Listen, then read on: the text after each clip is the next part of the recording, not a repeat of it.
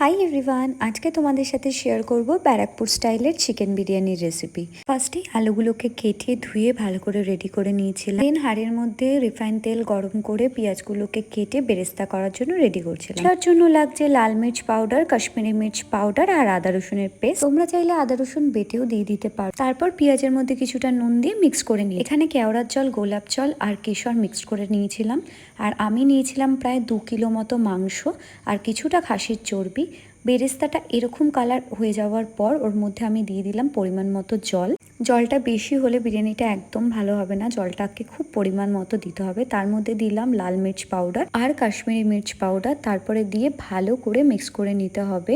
ভালো করে মিক্স করে নেওয়ার পর যখন জলটা ফুটে উঠবে তার মধ্যে আমি ওই কাটা আলুগুলো দিয়ে দিলাম। আর এটাতেই কালার আসবে আলুর, যেটা ব্যারাকপুর স্টাইল বিরিয়ানির মেন কালার হয়। আলুটা যাতে বেশি সিদ্ধও না হয়ে যায় সেটাও খেয়াল রাখতে হবে। দেন আলুগুলো সিদ্ধ হয়ে যাবার পর আমরা আস্তে আস্তে এক এক করে আলুগুলোকে তুলে নিলাম।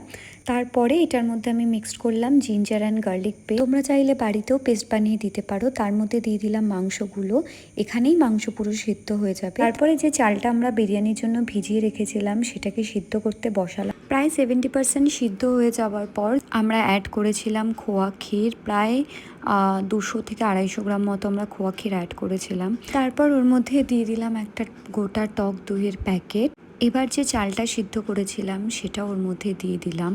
পুরো চালটা দিয়ে দেওয়ার পর ভালো করে একটু ছড়িয়ে নিয়েছিলাম। তার উপর দিয়ে দিয়েছিলাম ওই কেশর ভেজানো জলটা, সেটার আমি ক্লিপার নিতে ভুলে গেছি। দেন আটা লাগিয়ে একটু বিরিয়ানিটা 30 মিনিটসের জন্য দম করতে দিয়ে দিয়েছিলাম। দেন বিরিয়ানিটা মোটামুটি প্রায় হয়েই গেছে। তারপরে অ্যাড করেছিলাম ঘিটা আমরা একটু বেশি অ্যাড করেছিলাম। তারপরে ঘিটা অ্যাড করার পর আমরা ঢেকে দিয়েছিলাম যাতে গন্ধটা ভালো বেরোয়। ব্যাস এভাবেই তৈরি হয়ে গেল আমাদের ব্যারাকপুর স্টাইল চিকেন বিরিয়ানির রেসিপি। কেমন লাগলো জানিও কমেন্ট।